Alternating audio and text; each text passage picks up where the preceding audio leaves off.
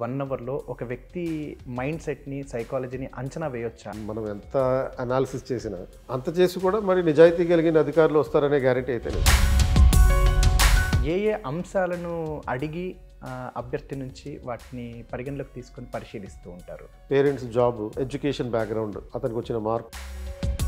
ఇంటర్వ్యూకి వచ్చిన అభ్యర్థి చేయవలసినవి, చేయకూడనివి అనేటివి ఏమన్నా ఉంటాయా సార్? ప్రపంచాన్ని తలకిందులు చేసేంత ప్రిపరేషన్ చేసుకున్నా అభ్యర్థికి ఉండవలసినటువంటి లక్షణాలు ఇవి అన్నట్టుగా ఏమన్నా ఉంటాయా sir? Sympathy and empathy for the common man. చదువుకున్న రంగం ఒకటి, అసలు సివిల్ సర్వీసెస్ వైపు ఎందుకు, ఇట్లాంటివి ఏమన్నా అడగడానికి అవకాశం? ఈ సినిమాల్లోనూ లేకపోతే మనకి ఆమ్రపాలి అని చెప్పి ఒక ఆఫీసర్ ఉంది. సైకలాజికల్గా ఎట్లా చూస్తారు సార్? ప్రజలకు సేవ చేయడానికి, వాళ్ళ జీవితాలు పైకి లేవదీయడానికి ఇటువంటి అబద్ధాలు అక్కర్లేదు. మెయిన్స్ సెలెక్ట్ అయ్యి ఇంటర్వ్యూస్కి వెళ్తున్న వాళ్ళకి, ఈ సివిల్ ఆస్పిరెంట్స్కి మీరు ఇచ్చే మోటివేషన్ ఏంటి సార్? సొసైటీ కోసం వాళ్ళనుకున్నాం, ఆ క్లారిటీ తెచ్చుకోవాలి. నమస్కారం, మైక్ టీవీకి స్వాగతం. నేను సతీష్ అట్లా. విద్య, ఉద్యోగం, కరెంట్ అఫైర్స్, ఇన్ఫర్మేషన్ ఇవన్నీ కూడా మన ఛానల్ ద్వారా తెలుసుకుంటూ ఉన్నాం కదా.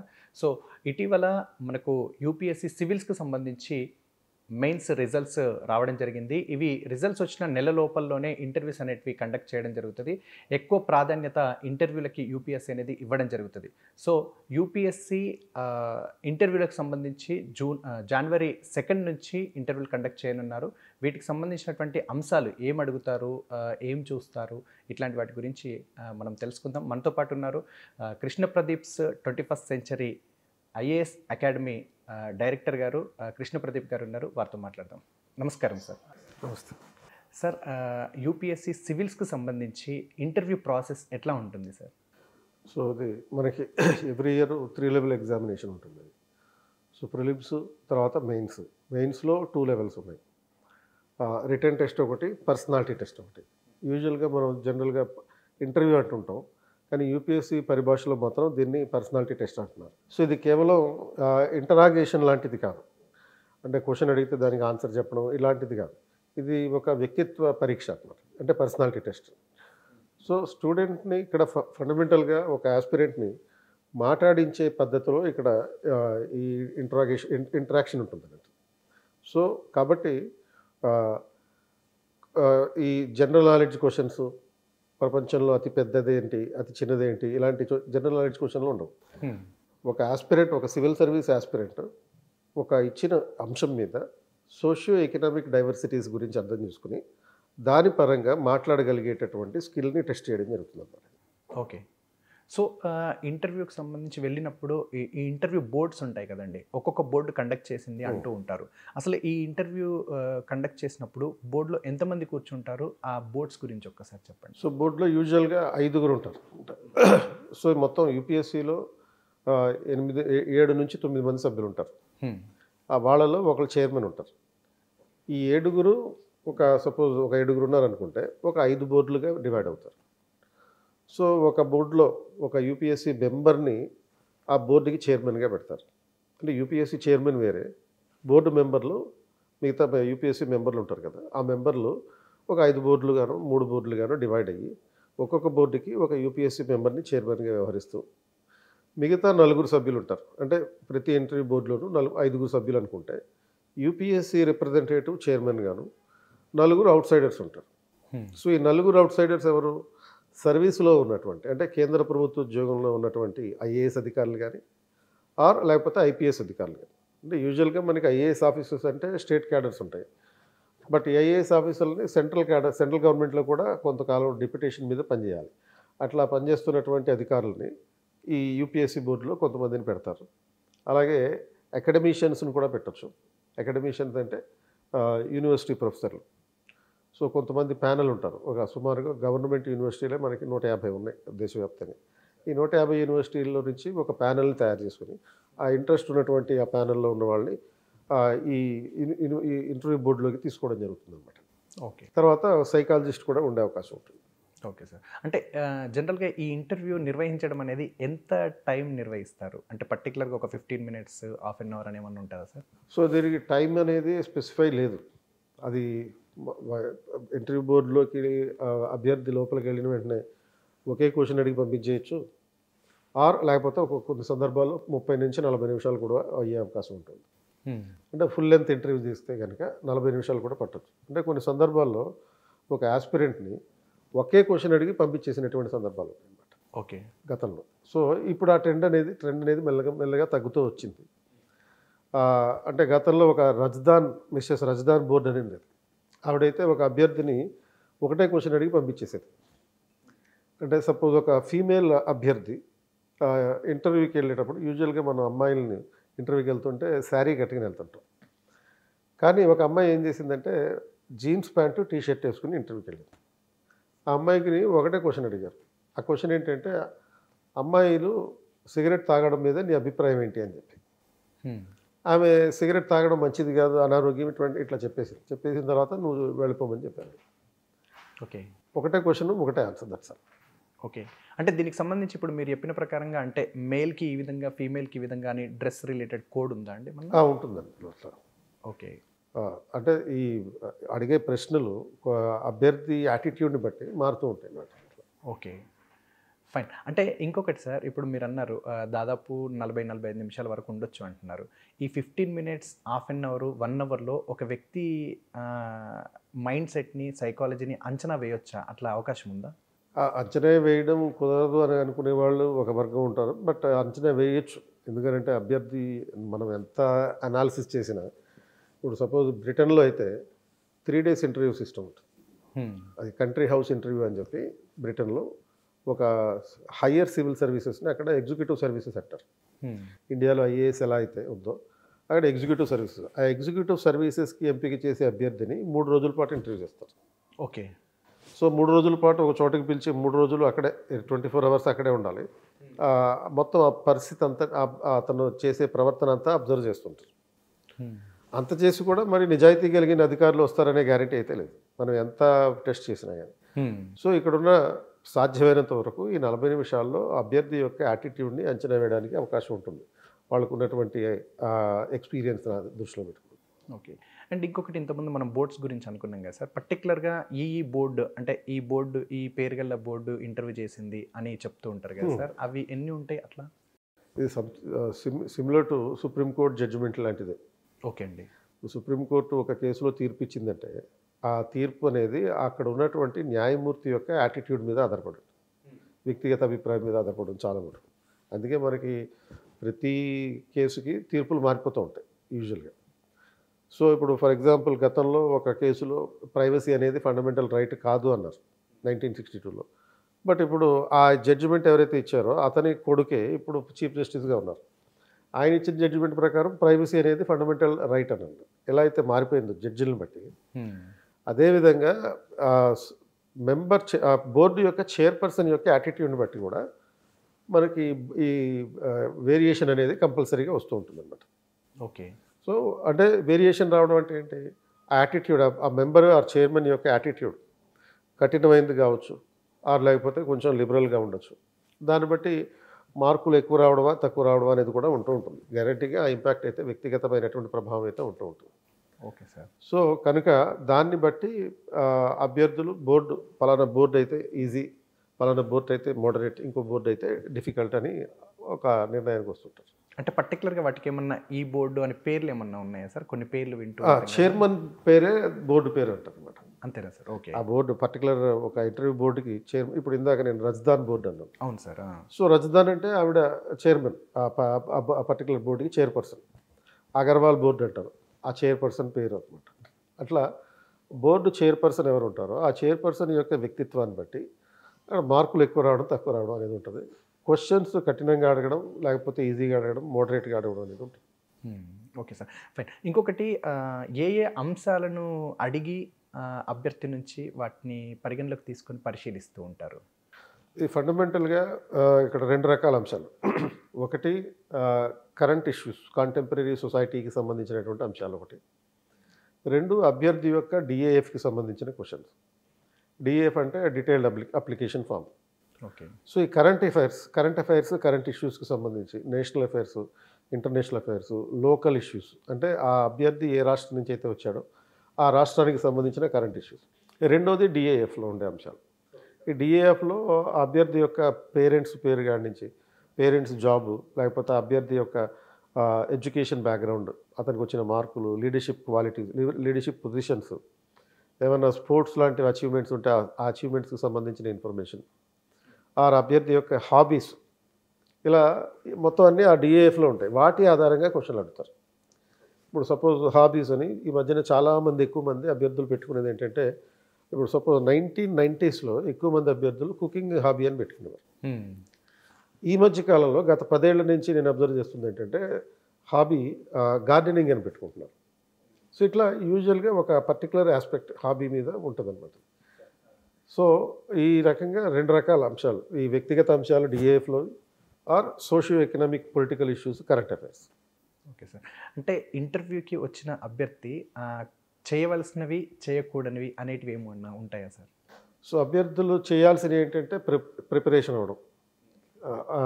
గుర్తుపెట్టుకోవాల్సిన మరో అంశం ఏంటంటే, మీరు ఎంత ప్రిపేర్ అయినా, అంటే ప్రపంచాన్ని తలకిందులు చేసేంత ప్రిపరేషన్ చేసుకున్నా, మనం ప్రిపేర్ అయిన క్వశ్చన్స్ మెటీరియల్ మీద వాళ్ళు క్వశ్చన్ అడగరు. ఇది ఫిక్స్ అయిపోవాలి. బట్ ప్రిపరేషన్ లేకుండా మాత్రం వెళ్ళకూడదు. సో ప్రిపేర్ అయ్యడం వల్ల ఏంటి అడ్వాంటేజ్ అంటే, మనం సెల్ఫ్ కాన్ఫిడెన్స్ తోటి ఉంటాం. ప్రిపరేషన్ లేకుండా వెళ్తే ఆ కాన్ఫిడెన్స్ అనేది ఉండదు.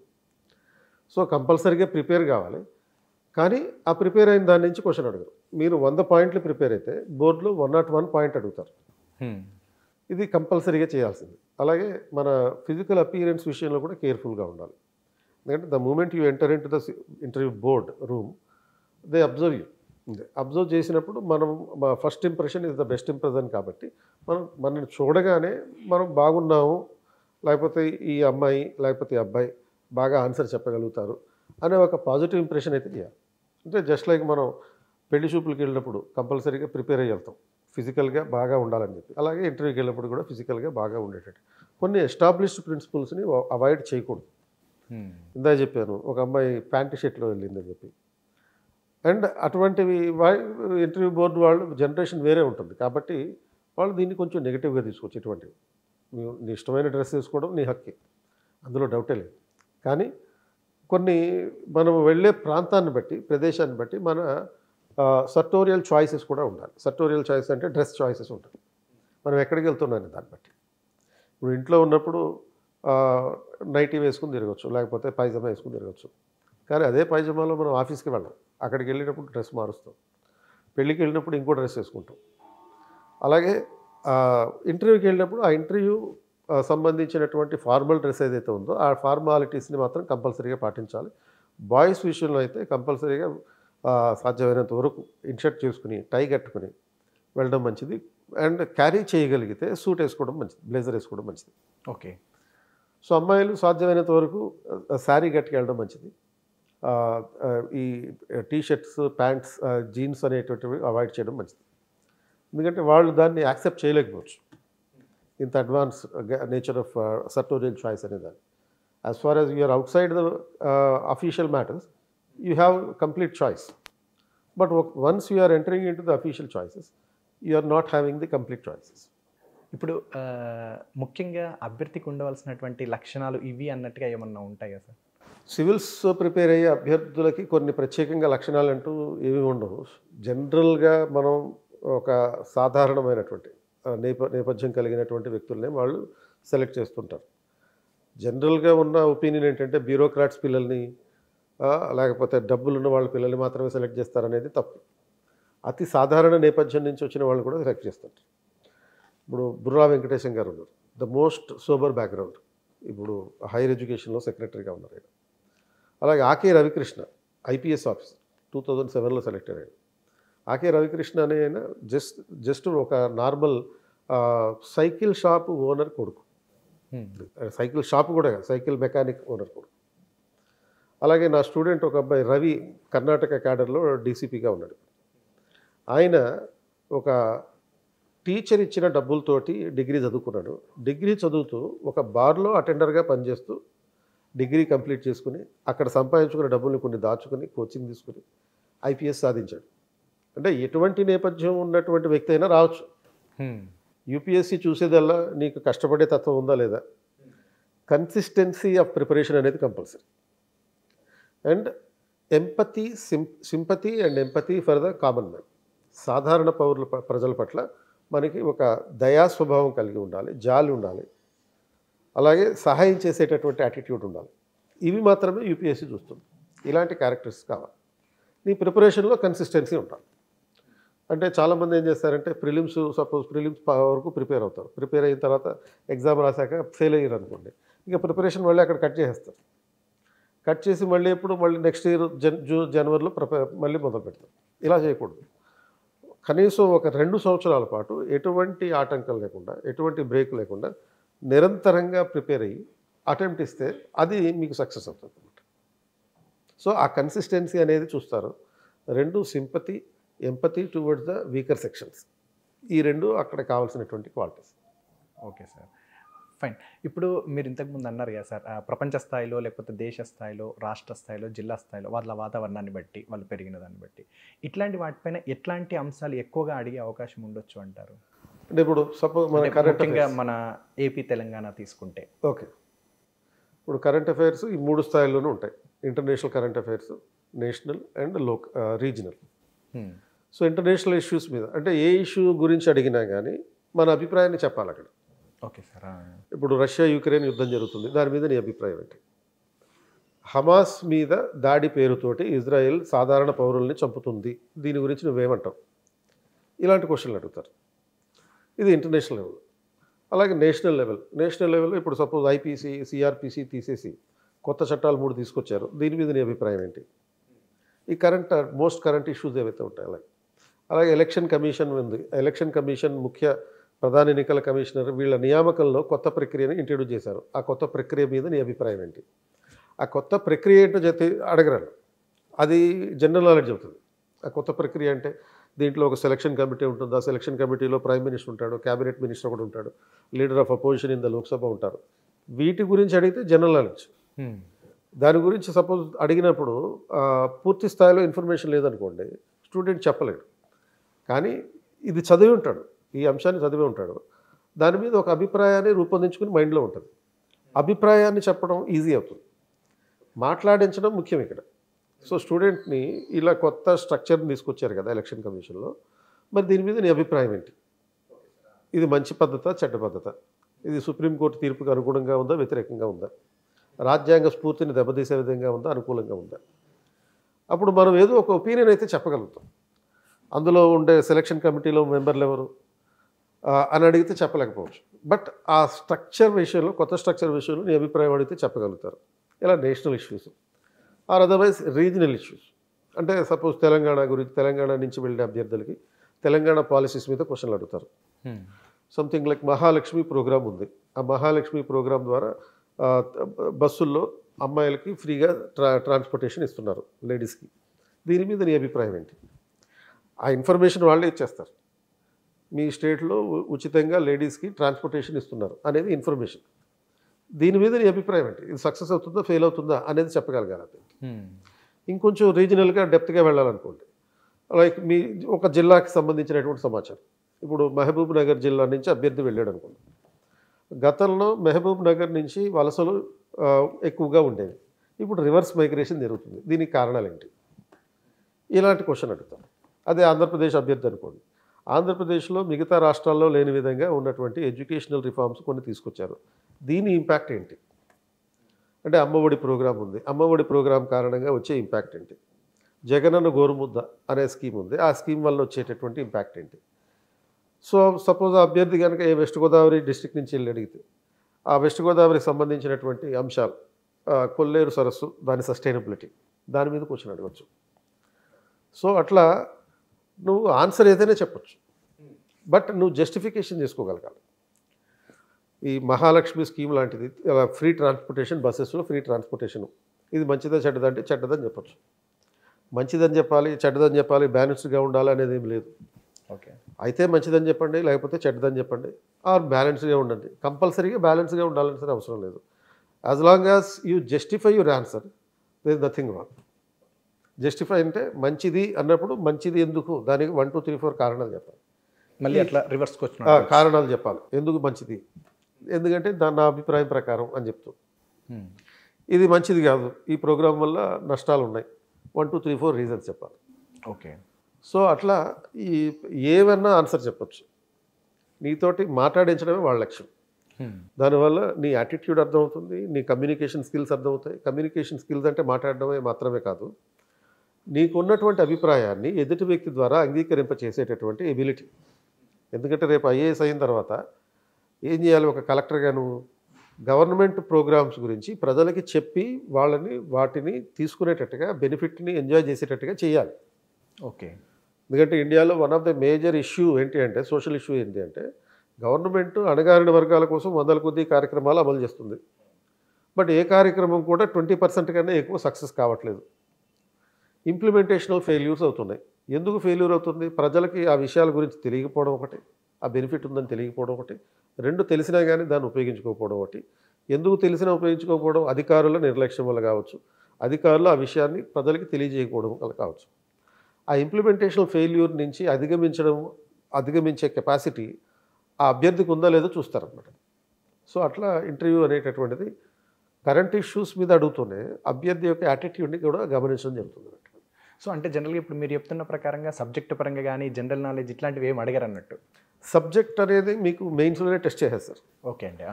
ఇప్పుడు ప్రిలిమ్స్లో ఒక రేంజ్ వరకు మనకు ఉన్నటువంటి ఫండమెంటల్ జనరల్ నాలెడ్జ్ అంతా టెస్ట్ అయిపోతుంది, బేసిక్స్ అన్ని. అదే అంశాలని అంటే ప్రిలిమ్స్లో ఏముంటాయి? పాలిటీ, ఎకానమీ, హిస్టరీ, జాగ్రఫీ, ఈ అంశాలే ఉంటాయి. మెయిన్స్లో కూడా అవే ఉంటాయి. So basic knowledge of the subject is tested in the prelims. మెయిన్స్కి వచ్చేటప్పటికి అదే సబ్జెక్ట్స్లో మన అనలిటికల్ స్కిల్స్ విశ్లేషించడం జరుగుతుంది. అండ్ ఒక ఆప్షనల్ సబ్జెక్ట్ కూడా ఉంది దాంట్లో ఎలాగ. కాబట్టి majority of the testing almost 1750 marks వరకు మెయిన్స్లోనే అయిపోతుంది మన సబ్జెక్ట్ నాలెడ్జ్ అంతా కూడా. So there is no meaning in asking the same questions in the personality test also. So అడిగితే ఆ సందర్భాన్ని బట్టి అడగవచ్చు. కొన్ని అంశాలు ఆప్షనల్ మీద క్వశ్చన్లు అడగవచ్చు. ఆప్షనల్కి సంబంధించి పబ్లిక్ అడ్మినిస్ట్రేషన్ ఆప్షనల్ అనుకోండి. పబ్లిక్ అడ్మినిస్ట్రేషన్లో కొన్ని ఫండమెంటల్స్ అయితే కంపల్సరీగా అభ్యర్థికి అవగాహన ఉండాలి. ఎందుకు? 500 మార్కులకి మెయిన్స్లో మీరు రిటర్న్ టెస్ట్లో రాశారు కాబట్టి నువ్వు దాన్ని చెప్పగలగాలి. సో దాని మీద ఫోకస్ చేయడం అనేది ఎక్కువగా 99% అయితే ఉండదు. పర్సనాలిటీ టెస్ట్కి వచ్చేటప్పటికి ఉండే ఫోకస్ అంతా అభ్యర్థితోటి కమ్యూనికేషన్ స్కిల్స్ ఉన్నాయా లేదో చూడడం, జడ్జిమెంటల్ కెపాసిటీ చూడడం, జస్టిఫికేషన్ కెపాసిటీ చూడడం. జడ్జిమెంటల్ అంటే నిర్ణయాలు తీసుకునే సామర్థ్యం, జస్టిఫికేషన్ అంటే నీ అభిప్రాయాన్ని ఎంతవరకు నువ్వు సమర్థించుకోగలవు కూడా చూడడం, నీ అభిప్రాయాన్ని ప్రజలు ఒప్పుకునేటట్టుగా ఏ విధంగా నువ్వు దాన్ని తీసుకెళ్ళగలుగుతావు, వీటిని టెస్ట్ చేస్తారన్నమాట. Okay, fine. అంటే ఇప్పుడు చాలా వరకు వింటూ ఉంటాం కదా సార్, మనం ఇప్పుడు యూట్యూబ్లో కానీ గూగుల్లో సెర్చ్ చేస్తూ ఉంటే లాజికల్గా అని చెప్తూ ఉంటారు. అలాంటి లాజికల్ క్వశ్చన్స్ నిజంగా అడుగుతారా సార్? అవి కేవలం పుకార్లు. అంటే ఒక క్వశ్చన్ ఇచ్చేసి ఇది యూపీఎస్సీ క్వశ్చన్ అని చెప్పి పైన రాసేసి చాలా చూస్తూ అలాంటి క్వశ్చన్లు ఉంటాయి. కేస్ స్టడీ క్వశ్చన్స్ ఉంటాయి కావాలంటే అటువంటి లాజికల్గా. అంటే నీ దగ్గర ఒక 500 గుర్రాలు ఉంటాయి, ఆ 500 గుర్రాలకి 2000 కాళ్ళు ఉన్నాయి. 2000 కాళ్ళల్లో 300 కాళ్ళు ఆ మగ గుర్రాలు అయితే మిగతా ఎన్ని గుర్రాలు ఆడ గుర్రాలు ఉంటాయి. ఇటువంటి చెత్త అన్నీ వస్తుంది. అది ప్రిలిమ్స్లో అలాంటి క్వశ్చన్లు ఒకవేళ అడిగితే ప్రిలిమ్స్లో సీసాట్లో అడుగుతారు, ఇంటర్వ్యూలో అడిగే క్వశ్చన్ కాదు. ఇంటర్వ్యూలో ఏం అడుగుతారు అంటే కేస్ స్టడీ ఒకటి ఇచ్చి ఆ కేస్ స్టడీలో నువ్వైతే ఏం చేస్తావు అది. అంటే ఇప్పుడు సపోజ్ ఒక అన్నమయ్య ప్రాజెక్ట్ ఉంది. అన్నమయ్య ప్రాజెక్ట్ అనేది 2 సంవత్సరాల క్రితం వచ్చిన ఒక వరదల వల్ల కొట్టుకుపోయింది. చాలామంది ప్రజలు కూడా ఇళ్ళు కోల్పోయారు. ఈ నేపథ్యంలో నువ్వు ఆ జిల్లా కలెక్టర్ అయితే వాళ్ళకి పునరావాసం ఏ విధంగా కల్పిస్తావు? ఓకే, ఆ కేసునిచ్చి నువ్వు దాన్ని మీ రెస్పాన్స్ అడుగుతారనమాట. అదర్వైజ్ తెలంగాణ అభ్యర్థి అనుకోండి, మేడిగడ్డ ప్రాజెక్ట్ బ్యారేజ్ ఉంది, మేడిగడ్డ బ్యారేజ్ కూలిపోయే పరిస్థితులు ఉన్నాయి. ఇప్పుడు దీనికి రీఅలైన్మెంట్, రీడిజైనింగ్ చేయడానికి ఎల్ఎన్టీ కంపెనీ తిరస్కరిస్తుంది. మరి నువ్వైతే ఆ స్థానంలో ఉంటే నువ్వైతే ఏం చేస్తావు? అది ఒక అడ్మినిస్ట్రేటివ్ సిచ్యువేషన్ ఇచ్చి ఆ సిచ్యువేషన్లో నువ్వైతే ఏం చేస్తావు అనేటటువంటి క్వశ్చన్లు ఉంటాయి. కానీ నువ్వు పైకి వచ్చేటప్పుడు ఎన్ని మెట్లు వచ్చావు, దానికి ఎన్ని రకాలు ఉన్నాయి, కళ్ళు మూసుకుని టేబుల్ మీద ఉన్నటువంటి ఐటమ్స్ ఏంటో చెప్పు. ఇవి సినిమాల్లోనూ లేకపోతే యూట్యూబ్ ఛానల్స్లోనూ చూస్తూ ఉంటాయి. ఈ రియల్గా అయితే అడగరు. టీ పెట్టండి, ఇటువంటివి ఉండవు. ఇట్లాంటివి అని అంటే యూట్యూబ్లో గూగుల్లో ఇట్లా అంటూ ఉంటారు. కేవలం పుకార్లు మాత్రమే, ఆ వ్యూస్ కోసం పెట్టుకునేటటువంటి వీడియోస్ అంతే. ఓకే సార్, సో అలాంటివి ఉండవు. ఫైన్. ఇంకొకటి సార్, ఇప్పుడు జనరల్గా వీళ్ళు చేసిన కోర్సెస్ అన్ని డిఫరెంట్ టైప్ ఆఫ్ కోర్సెస్ ఉంటాయి. సో అసలు ఇప్పుడు ఒక డాక్టర్ ఉంటాడు, ఒక ఇంజనీర్ ఉంటాడు, సివిల్ సర్వీసెస్ సైడ్ ఎందుకు వచ్చారు అన్నట్టుగా అడుగుతుంటారు. అట్లా వాళ్ళు చదువుకున్న రంగం ఒకటి, అసలు సివిల్ సర్వీసెస్ వైపు ఎందుకు ఒకటి, రెండోది ఇన్స్పిరేషనల్ ఎవరు, ఇట్లాంటివి ఏమన్నా అడగడానికి అవకాశం? ఉంటుంది. అది జనరల్గా అడుగుతుంటారు. అంటే మీరు సపోజ్ యూజువల్గా ఎంబీబీఎస్ చదివిన వాళ్ళు సివిల్స్కి వస్తున్నారు. ఇప్పుడు 2020-21 రిపోర్ట్ ప్రకారం, యూపీఎస్సీ రిపోర్ట్ ప్రకారం సుమారుగా 300 మంది ఎంబీబీఎస్ చదివిన వాళ్ళు మెయిన్స్ రాశారు. అందులో కొంతమంది సెలెక్ట్ అయ్యారు, అంటే డాక్టర్లు సెలెక్ట్ అవుతున్నారు. అంటే గవర్నమెంట్ ఒక డాక్టర్ని తయారు చేయడానికి సుమారుగా 50 లక్షల నుంచి ₹1,00,00,000 వరకు గవర్నమెంట్ ఖర్చు పెడుతుంది. మరి నువ్వు డాక్టర్ వదిలేసి, జాబ్ వదిలేసి నువ్వు ఐఏఎస్గా కలెక్టర్ అవుదామని కూడా వస్తున్నప్పుడు ఆ ఖర్చు అంతా, గవర్నమెంట్కి అయినటువంటి ఖర్చు అంతా వేస్టే కదా అనే పర్స్పెక్టివ్ ఉంటుంది. కాబట్టి డాక్టర్లు, సాఫ్ట్వేర్ ఇంజనీర్లు, ఇలా వాళ్ళ ఆల్రెడీ ఉద్యోగాలు చేస్తున్న వాళ్ళు, వీళ్ళని ఈ క్వశ్చన్స్ అడగడం జరుగుతుంది అన్నమాట. అంటే మీ జాబ్ వదిలేసి దీనికి రావడానికి రీజన్ ఏంటి, దానికి నువ్వు ఏదన్నా ఆన్సర్ చెప్పచ్చు. బట్ అది నిజాయితీతో కూడిన ఆన్సర్ అయి ఉండాలి. అంటే ఏ ఉద్దేశంతో అయితే నువ్వు నీ జాబ్ వదిలేసి సివిల్ సర్వీస్ కోసం వస్తున్నావు అదే చెప్పాలి. ప్రజలకు సేవ చేయడానికి, వాళ్ళ జీవితాలను పైకి లేవదీయడానికి ఇటువంటి అబద్ధాలు అక్కర్లేదు. అంటే సివిల్ సర్వీసెస్ అనేది నాకు కెరియర్ బాగుంటుందని చెప్పడంలో తప్పులేదు. ఎందుకంటే మనిషి ఎవరైనా సరే జీవితంలో ఫస్ట్ కోరుకునేది గ్రోత్. తనంతటి తాను ముందు పైకి ఎదగాలనుకుంటాడు, ఆ తర్వాతనే మిగతా వాళ్ళని పైకి తీసుకెళ్ళాలనుకుంటాడు. సో ఫస్ట్ ప్రయారిటీ ఎప్పుడు కూడా మన కెరియర్, సెకండ్ ప్రయారిటీ ఎప్పుడు కూడా సొసైటీ ఉంటుంది. సో సొసైటీ ఎప్పుడు జనరల్గా 99% విషయాల్లో వ్యక్తులకి సొసైటీ ఫస్ట్ ప్రయారిటీ కాదు. And every time only the individual career is the first priority. Societal growth అనేది సెకండ్ ప్రయారిటీ. నేషన్ ఇట్లా వస్తూ ఉంటాయి.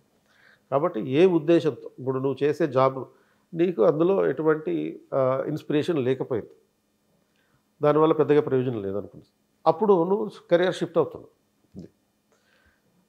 నా స్టూడెంట్ ఒక అబ్బాయి 83rd ర్యాంక్ వచ్చింది గతంలో 2017లో అనుకుంటే.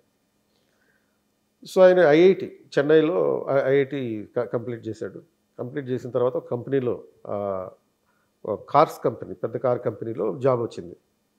ఆయన ప్యాకేజ్ కూడా ఆల్మోస్ట్ 1 crore per annum ఉన్నట్టు. Okay sir. ఆ జాబ్ రిజైన్ చేసి సివిల్ సర్వీస్ ప్రిపేర్ అవ్వడానికి వచ్చాడు. 3 నెలల్లో జాబ్ రిజైన్ చేశాడు. సో ఎందుకు ప్రిపేర్ అవ్వడానికి వచ్చేవారు అంటే ఆయన దగ్గర ఒకటే, అందులో నాకు ఇంట్రెస్ట్ లేదు, నేను చదివిన దాని ప్రకారమే జాబ్ వచ్చింది. ఏ ఫీల్డ్లో అయితే స్పెషలైజేషన్లో చేశాడో అదే ఫీల్డ్కి సంబంధించిన జాబ్ ఉంది, ప్యాకేజ్ బాగుంది. అంటే ఇక్కడ జాబ్ సాటిస్ఫాక్షన్ ఉంది, బట్ జాబ్ సాటిస్ఫాక్షన్ లేదు అతనికి. సో ఏం చేస్తున్నా, 4 గోడల మధ్యలో కూర్చుని ఎంత సాధించినా కానీ ఏదో సూపర్వైజర్ వచ్చి బాగా చేసేవాడిని తప్ప ఇంక ఎటువంటి అప్రిసియేషన్ లేదు జీవితంలో. నా సామర్థ్యాన్ని ఎవడు గుర్తించట్లేదు. అది ఇక్కడికి వస్తే కంప్లీట్గా different.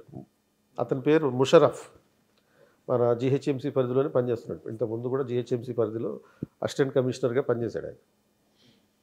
So all India 80th rank and IAS అయ్యాడు. ఓకే. అది సో తెలంగాణ క్యాడర్లోనే ఉన్నాడు. కాబట్టి నీకు జాబ్ సాటిస్ఫాక్షన్ అనేది ముఖ్యం. దానికోసమే యూజువల్గా చాలామంది వస్తారు. So just financial package, salary package is not adequate.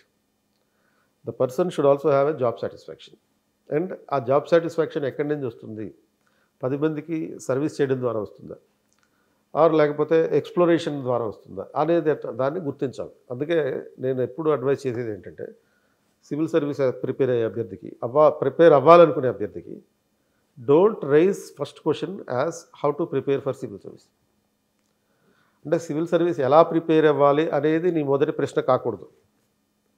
మరేముండాలి? Why should I prepare for the civil service? నేను ఎందుకు సివిల్ సర్వీస్ ప్రిపేర్ కావాలి? ముందు దానికి ఆన్సర్ తెలిస్తే రెండో దానికి ఆటోమేటిక్గా ఎవడని చెప్తాడు. మొదటి దానికి ఆన్సర్ ఎవరు చెప్పాలి? మనంతా మనమే తెలుసుకోవాలి.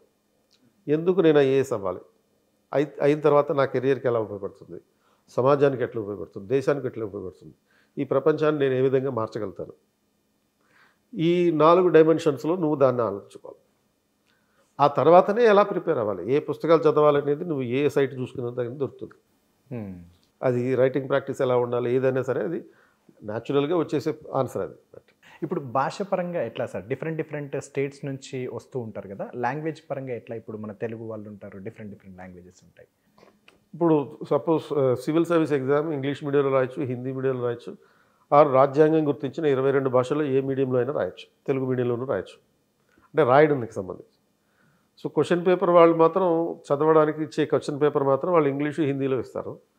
మనం మెయిన్స్లో రాసేటప్పుడు తెలుగులో రాయొచ్చు. తెలుగు స్టూడెంట్స్ అయితే ఎవరైతే ఉంటారో తెలుగు మీడియంలో రాయొచ్చు. ఇప్పుడు మన student Gopalakrishna Ronanki all India 3rd rank వచ్చింది 2016లో. ఆయన తెలుగు మీడియంలోనే రాశాడు ఎగ్జామ్.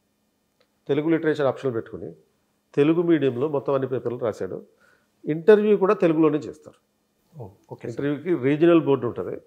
అంటే మెయిన్ బోర్డులన్నీ స్టార్టింగ్లో ఉంటాయి, రీజనల్ బోర్డ్స్ అని చివరిలో ఉంటాయి అన్నమాట. ఈ రీజనల్ బోర్డులో ఎలా ఉంటుందంటే ఒక ట్రాన్స్లేటర్ ఉంటారు, ప్రతి బోర్డులోనూ ఒక ట్రాన్స్లేటర్ పెడతారు ఆ రీజనల్ బట్టి. సో తెలుగు ట్రాన్స్లేటర్ ఒకరు ఉంటారు. అండ్ ఈ అబ్బాయి స్టూడెంట్ చెప్పేటటువంటి ఆన్సర్లని ఆ ట్రాన్స్లేటర్ ఇంగ్లీష్లో ట్రాన్స్లేట్ చేస్తాడు. వాళ్ళు అడిగే క్వశ్చన్లు డైరెక్ట్గా అర్థం కాకపోతే పిల్లడికి ఈ ట్రాన్స్లేటర్ దాన్ని తెలుగులో ట్రాన్స్లేట్ చేసి చెప్తాడు. కాబట్టి ఆ రీజనల్ బోర్డు కూడా ఉంటుంది అన్నమాట. Okay sir. అంటే ఇప్పుడు డోర్ తీసుకొని లోపలికి ఎంటర్ అయినప్పటి నుంచి మన dress appearance, way of behaviour, way of body language ఇవన్నీ చూస్తూ అంటారు కదా sir, way of sitting also. So అసలు అభ్యర్థి బాడీ లాంగ్వేజ్ ఎట్లా ఉండాలి అంటే? న్యాచురల్గా ఉండాలి. బాడీ లాంగ్వేజ్ అనేది న్యాచురల్గా ఉండాలి. ఆర్టిఫిషియల్గా మనం మాక్ ఇంటర్వ్యూస్కి అటెండ్ అయ్యేటప్పుడు నేర్చుకుని వచ్చే ఎంత డిస్టర్బ్ అయిపోతుంది. ఎందుకంటే ఆ టెన్షన్లో మనం ఎన్ని రకాలుగా నేర్చుకున్నా అవేవి ఉండవు. మనది ఆ సహజమైనది ఏదైతే ఉంటుందో అదే ఉంటుంది. కాకపోతే కొంత ఫార్మల్గా, ఎందుకంటే అక్కడ ఉండేది ఆఫీసర్స్ కాబట్టి సీనియర్ ఐఏఎస్ ఆఫీసర్లు, సీనియర్ ఐపీఎస్ ఆఫీసర్లు, ఐఎఫ్ఎస్ ఆఫీసర్లు, కొన్ని సందర్భాల్లో మిలిటరీ జనరల్స్ కూడా ఉంటారు. కాబట్టి కల్నల్స్ కూడా ఉంటారు కనుక వాళ్ళు అఫీషియల్గా ఫార్మాలిటీస్ని చూస్తారు. కాబట్టి మనం ఇంటర్వ్యూకి వెళ్ళేటప్పుడు ఫార్మల్ డ్రెస్ వేసుకోవాలి. లోపలికి వచ్చేటప్పుడు మే కమిన్ అని అడిగి లోపలికి రావాలి. వచ్చిన తర్వాత మన బోర్డుకి ఎదురుగా 6 ఫీట్ల దూరంలో చైర్ ఉంటుంది. ఆ చైర్కి లెఫ్ట్ సైడ్లో వచ్చి నిలబడాలి. ఈ ఫార్మాలిటీస్ అన్నీ చూస్తారు. లెఫ్ట్ సైడ్లో వచ్చి నిలబడి వాళ్ళు కూర్చోమంటున్న తర్వాతనే కూర్చోవాలి. Okay sir. మనంతరం మనం కూర్చోకూడదు. సో ఇదంతా ఒక ఫార్మల్గా ఏదైతే మనం మన బాస్ దగ్గర ఎలా అయితే బిహేవ్ చేస్తాం అలా చేయాలి. ఇంట్లో బిహేవ్ చేసినట్టుగా కాకుండా మనం కనుక ఒక ఉద్యోగి అయితే మన బాస్ దగ్గర ఏ విధంగా అయితే బిహేవ్ చేస్తామో అదే పద్ధతిలో చేయాలి. ఇప్పుడు మన బాస్ పిలిచాడు అనుకోండి, వచ్చేసి డైరెక్ట్గా కూర్చోం, ఆయన కూర్చోమంటేనే కూర్చుంటాం. సేమ్ ఒక స్టూడెంట్ అనుకోండి, మీకు ఉద్యోగం చేసిన అనుభవం లేదు, స్టూడెంట్ మీ ప్రిన్సిపల్ పిలిచాడు. ప్రిన్సిపల్ పిలిచినప్పుడు నువ్వు ఆ ప్రిన్సిపల్ దగ్గరికి ఎలా అయితే కొంచెం నర్వస్గా భయపడుతూ వెళ్తావో అలాగే వెళ్ళాలి. వెళ్ళి నిలబడాలి. నీకు కేటాయించిన సీట్ దగ్గర లెఫ్ట్ సైడ్లో నిలబడాలి. కూర్చోమనగానే థ్యాంక్స్ చెప్పి కూర్చోవాలి. కూర్చున్న తర్వాత ఈ కన్వర్జేషన్లో భాగంగా అడిగిన క్వశ్చన్స్కి పొలైట్గా ఆన్సర్ చెప్పాలి.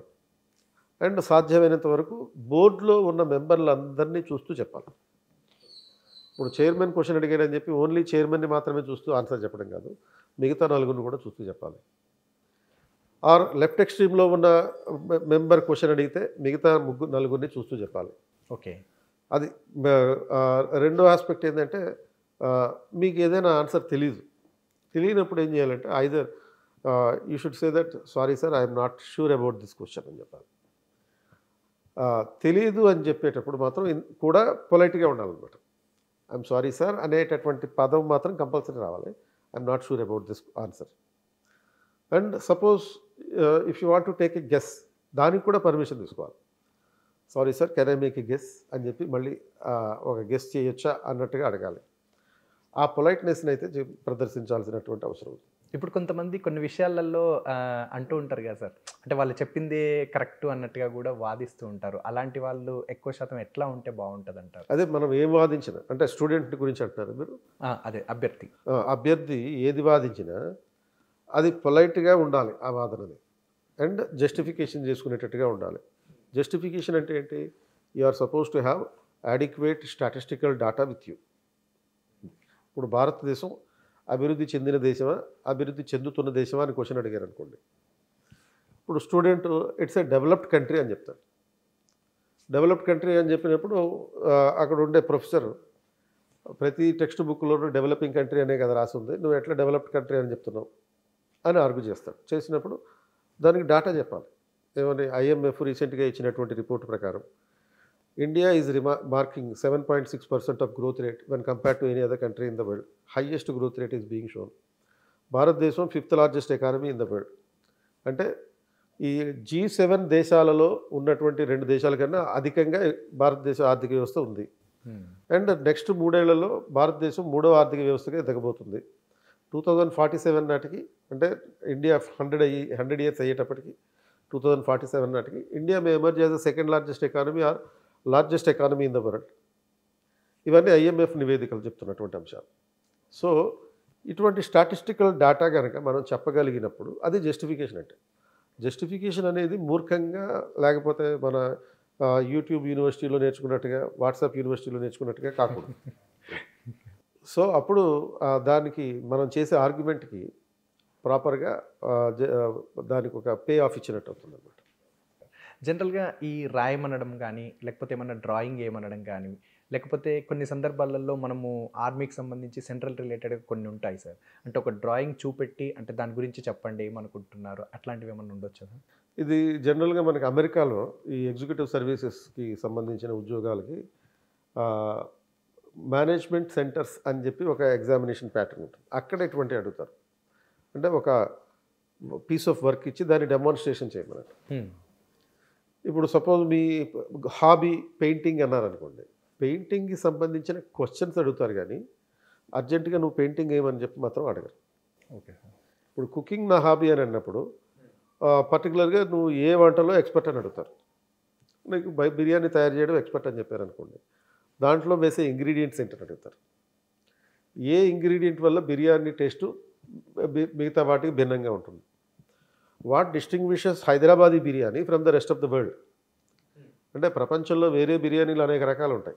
కుండ బిర్యానీ ఉండొచ్చు, లేకపోతే బొంగు చికెన్ ఉండొచ్చు, రకరకాల బిర్యానీలు ఉండొచ్చు. బట్ హైదరాబాదీ బిర్యానీ మిగతా బిర్యానీల కన్నా ఏ విధంగా భిన్నమైనది అనే క్వశ్చన్ అడగచ్చు. సో అట్లా క్వశ్చన్స్ రూపంలో అభ్యర్థి యొక్క నాలెడ్జ్ని టెస్ట్ చేస్తారు, కానీ అక్కడికక్కడ ప్రాక్టికల్స్ అయితే అడగడం కుదరదు, కష్టం. సపోజ్ సింగింగ్ ఆర్ మ్యూజిక్ నా హాబీ అని చెప్పారు అనుకోండి, ఓ పాట పాడమనొచ్చు అంతే. అది దానికి ప్రాక్టికల్గా చేసేది ఏముండదు కనుక, పాట పాడడమే కనుక. ఇప్పుడు సపోజ్ రీజనల్ బోర్డ్స్ ఉంటాయి. రీజనల్ బోర్డ్స్లో తెలుగు లిటరేచర్ ఆప్షన్లతో వెళ్ళేవాళ్ళు ఉంటారు. తెలుగు లిటరేచర్ ఆప్షన్లతో వెళ్ళేవాళ్ళని గతంలో, అంటే 2000 ఆ టైంలో 2000-2010 మధ్యలో ఒక పద్యం చెప్పమని అడిగేవారు. నీకు ఇష్టమైన పద్యం చెప్పు. పద్యం చెప్పిన తర్వాత దానికి తాత్పర్యం చెప్పమనేవారు. ఓకే, అట్లా. బట్ 2010 తర్వాత ఇటువంటి ట్రెండ్ అనేది తగ్గిపోయింది బాగా. పాట పాడమన్నాం. మ్యూజిక్ అని అంటే ఆ మ్యూజిక్ ఏ రకం music. Suppose if the candidate says I like BTS music, BTSలో ఉన్న ఆ 7 సభ్యుల పేర్లు చెప్పమంటారు. తర్వాత 7లో నీకు ఇష్టమైన వాడు ఎవరు, ఐ లైక్ వి అన్నావు అనుకో, ఆ వి ఎందుకు ఇష్టం. సో ఇట్లా ఈ మనం ఓవరాల్గా ఆన్సర్లు చెప్పగలిగేటటువంటి క్వశ్చన్స్ అడుగుతారు, కానీ ప్రాక్టీస్ చేసి ప్రాక్టికల్గా ప్రదర్శించేటటువంటి క్వశ్చన్లు అయితే ఉండవు. అంటే ఇప్పుడు మీరు అన్నారు కదా సార్, ఇంతకుముందు ఇట్లా ఉండే ఇప్పుడు ఇట్లా జరుగుతుందని. సో ఒక 10 years బ్యాక్ ఇంటర్వ్యూ ప్రాసెస్ ఎట్లా ఉంది, ఇప్పుడు ఏమన్నా ఈ జరుగుతున్న సిచ్యువేషన్లో ఏమన్నా చేంజెస్ ఉన్నాయా సార్? డెఫినెట్లీ. ఎందుకంటే ఇప్పుడు 1950లో UPSC ఏర్పడినప్పుడు ఒక రకమైన పద్ధతి, 70s నుంచి UPSC అప్రోచ్ మారుతూ వస్తుంది. ఎందుకంటే 1976 వరకు మనకి బ్రిటిష్ వాళ్ళు మెకాలే కమిటీ సూచనల ఆధారంగా చేసినటువంటి పద్ధతుల్లోనే UPSC బిహేవియర్ ఉండేది. 1976లో కొఠారీ కమిటీ అని ఏర్పాటు చేశారు. వాళ్ళు ఇచ్చిన రికమెండేషన్ తర్వాత, కొఠారీ కమిటీ రికమెండేషన్ తర్వాత 1979 నుంచి ఎగ్జామినేషన్ ప్యాటర్న్ మారింది. అంతకుముందేమో డైరెక్ట్గా మెయిన్స్ ఒకటే రాయాలి. 79 నుంచి మనకి ప్రిలిమ్స్ ఇంట్రడ్యూస్ చేశారు. మెయిన్స్ ఇంటర్వ్యూ అనేది ఉండేది. 79కి ముందు IAS కోసం నువ్వు అప్లై చేసుకుంటేనేమో 300 మార్కులు ఇంటర్వ్యూకి. IFS ఫస్ట్ ప్రయారిటీ ఉండేది అప్పట్లో, ఇండియన్ ఫారిన్ సర్వీస్. దానికైతేనేమో 400 మార్కులు. నీకు IPSతో సరిపెట్టుకుంటానంటేనేమో 250 మార్కులు. ఇలా ఇంటర్వ్యూ మార్కులు వేరియేషన్స్ ఉండేవి. దాన్ని బట్టి వాళ్ళు అడిగే ప్రశ్నలు కానీ పద్ధతులు కానీ వేరే ఉంటాయి. IAS కావాలా, IPS కావాలా, IFS కావాలని. బట్ 79 నుంచి ఏమైంది, మొత్తం కామన్ సివిల్ సర్వీస్ ఎగ్జామ్ చేశారు. అప్పుడు అందరికీ ఒకే రకమైన క్వశ్చన్లు అడగాలి. సో అడిగే క్వశ్చన్ల ప్యాటర్న్ అనేది అప్పుడున్నటువంటి పరిస్థితులను బట్టి ఉంటుంది. 90s తర్వాత లిబరలైజేషన్ ఇంట్రడ్యూస్ అయింది. సో 91లో ఎప్పుడైతే లిబరలైజేషన్ ఇంట్రడ్యూస్ అయిందో ఆ లిబరలైజేషన్ ఓరియంటేషన్లో క్వశ్చన్లు అడగడం మొదలుపెట్టారు. మనకి ఆమ్రపాలి అని చెప్పి ఒక ఆఫీసర్ ఉంది, జిహెచ్ఎంసీలో పనిచేస్తున్నారు. ఆవిడ పెట్టుకున్న హాబీ ఏంటంటే 2007-8 అనుకుంటా టైంలో walking was her hobby, walking. So walking అనే అంశం మీదనే 20 నిమిషాలు ఇంటర్వ్యూ చేశారట. 20 minutes only about walking. And one of the question was what is the impact of globalisation on walking. అంటే వాకింగ్ అనే దాని మీద ప్రపంచీకరణ ప్రభావం ఏంటి. సో ఇటువంటి క్వశ్చన్ ఎవరు ఎక్స్పెక్ట్ చేయరు అసలు. ఇందాక అన్నట్టుగా మీరు 100 అంశాలు ప్రిపేర్ అయితే వాళ్ళు 101 అంశం క్వశ్చన్ అడుగుతారు. అట్లా ట్రెండ్ని బట్టి. అండ్ ఇప్పుడు 2010 వరకు ఒక రకమైన అప్రోచ్, 2010-12 తర్వాత నుంచి అడుగుతున్నటువంటి ప్రశ్నలు వాళ్ళు నెక్స్ట్ లెవెల్లో గ్లోబల్ ఓరియంటేషన్లో ఎక్కువగా ఉంటుంది. And now interview board has become more flexible, more congenial. అంటే బాగా అభ్యర్థిని ఇబ్బంది పెట్టాలి, ఇబ్బంది పెట్టి వాడిని కష్టపెట్టాలి, ఇలాంటి అప్రోచ్ లేదు ఇప్పుడు అసలు. మీరు ఏ అభ్యర్థినైనా ఈసారి 2800 క్యాండిడేట్స్ సెలెక్ట్ అయ్యారు. ఈ 2800 మంది ఇంటర్వ్యూ చేసి బయటకు వచ్చిన తర్వాత ఎవరినైనా అడగండి ఇంటర్వ్యూ బోర్డు ఎలా ఉందంటే the board was very congenial అనే ఆన్సర్ మాత్రమే చెప్తారు. అంటే చాలా they made me to SIT at home, feel at home. So అంటే నా ఇంట్లో ఎలా అయితే కూర్చుంటానో అంత రిలాక్స్డ్గా అయితే ఉంటానో అంత రిలాక్స్డ్గా ఉండేటట్టుగా చేసిన తర్వాతనే నాకు ఇంటర్వ్యూ చేశారు. ఇలాంటి రెస్పాన్సెస్ వస్తాయి. సో గత 5-6 సంవత్సరాల నుంచి 10 సంవత్సరాల నుంచి వస్తున్నటువంటి ట్రెండ్ ఇది. సార్ ఇప్పుడు ఇంకొకటి, ఎందుకంటే మనము ఎక్కడ చూసినా కూడా మేల్ ఫీమేల్ ఉన్న కాడ ఫీమేల్స్ కూడా ఉంటారు కాబట్టి ఖచ్చితంగా బోర్డులో ఒక ఫీమేల్ ఉండాలి అన్నట్టుగా ఏమన్నా ఉంటుందా sir? Female member of the board అనే అవును. Female member of the board అనేది కంపల్సరీ కాదు, ఉంటే నో ప్రాబ్లం అట్లా. సో ఫీమేల్ మెంబర్ ఉండడం వల్ల అనేది డెఫినెట్లీ ఏ టీంలో అయినా సరే, ఒక టీంలో ఒక సాఫ్ట్వేర్ కంపెనీ టీం ఉంది, ప్రాజెక్ట్ టీంలో ఆ టీంలో ఒక అమ్మాయి ఉందంటే బాగుంటుంది అట్మాస్ఫియర్. అలాగే యూపీఎస్సీ బోర్డులో కూడా ఒక లేడీ మెంబర్ ఉన్న అట్మాస్ఫియర్ బాగుంటుంది, అంతే తప్ప కంపల్సరీ కాదు. సైకలాజికల్గా ఎట్లా చూస్తారు సార్ అభ్యర్థులని? అభ్యర్థుల దగ్గర ఉండాల్సిన సైకలాజికల్ ఆస్పెక్ట్ ఏంటంటే ఫండమెంటల్గా సోషల్ కాన్షియస్నెస్ అనేది ఇంపార్టెంట్. అంటే సామాజిక స్పృహ. సో ఈ సామాజిక స్పృహలో భాగంగా whether the candidate is having sympathy, empathy and compassion towards the weaker sections అనేది చూస్తారన్నమాట. సో ఈ 3 రకాల అంశాలు, sympathy and compassion towards the weaker sections. అంటే బలహీన వర్గాల పట్ల జాలి, దయ, అలాగే సహాయం చేసే గుణం. సో ఇటువంటి యాటిట్యూడ్ మాత్రమే ఫండమెంటల్గా చూస్తాం. You need not have positive attitude. ఇది కంపల్సరీగా ప్రతి మనిషికి నెగిటివ్ యాటిట్యూడ్ ఉంటుంది, పాజిటివ్ ఉంటుంది. ఏదో ఒకటే ఉండాలన్నట్టుగా మన ఎడ్యుకేషన్ సిస్టమ్ మన డెవలప్ చేసింది యాక్చువల్లీ. అంటే ఇది ఓన్లీ పాజిటివ్ యాటిట్యూడే ఉండాలి అన్నట్టుగా ఎడ్యుకేషన్ సిస్టమ్ డెవలప్ చేసింది. కానీ రియాలిటీ ఆఫ్ ద వరల్డ్, ప్రపంచంలో మనకి ఎదుర్కొనేది ఏంటి, మనం ఇది మంచి జరిగింది అనే లోపల చెడు జరుగుతుంది కదా. So the world is not a readymade package of only good or positivity. The world is also a combination of badness as well, negativity కూడా ఉంటుంది. ఈ రెండింటిని అలవాటు చేసుకోవాలి స్టూడెంట్, ఆ రెండింటిని చూపించగలగాలి. అండ్ ఇప్పుడు యూజువల్గా చిన్నప్పుడు మనకి స్కూల్లో ఒక వాటర్ బాటిల్ చూపించి దాంట్లో సగం నీళ్లు పోసి స్టూడెంట్ని టీచర్ అడుగుతారు, ఈ బాటిల్లో నీళ్లు సగం ఉన్నాయా సగం ఖాళీగా ఉన్నాయని చెప్పి. పిల్లలందరూ సగం ఖాళీగా ఉందని చెప్తారు. బట్ టీచర్ ఏం చెప్తుంది, ఇది నెగిటివ్ యాటిట్యూడ్. పాజిటివ్ యాటిట్యూడ్ ఎలా ఉండాలి, సగం నీళ్లు ఉన్నాయి అని చెప్పి. బట్ అది సరిపోతుంది.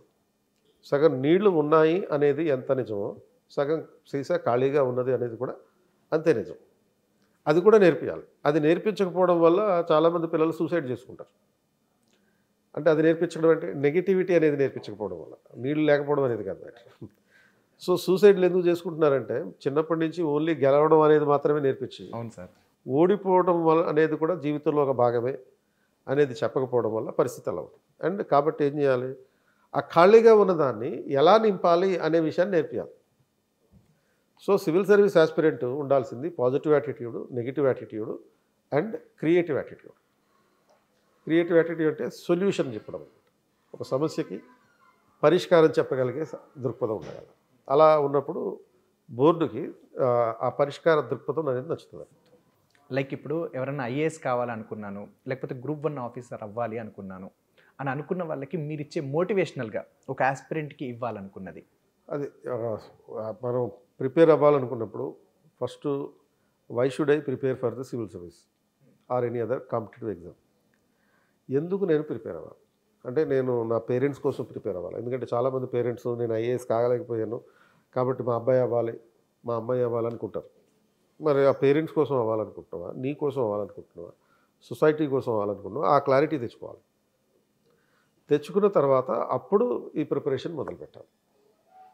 అది సో ఆ తర్వాత ఆటోమేటిక్గా once you enter into the preparation field మీకు సమాచారం వస్తూనే ఉంటుంది. ఎలా ప్రిపేర్ అవ్వాలి, ఏం పుస్తకాలు చదవాలి, ఆర్ లేకపోతే కోచింగ్ తీసుకోవాలా వద్దా, కోచింగ్ తీసుకుంటే ఏ కోచింగ్ ఇన్స్టిట్యూట్కి వెళ్ళాలి, ఢిల్లీలో చదువుకోవాలా, హైదరాబాద్లో చదువుకుంటే సరిపోతుందా, ఇటువంటి ఆన్సర్స్ అన్నీ ఆటోమేటిక్గా వస్తూనే ఉంటాయి. Okay sir.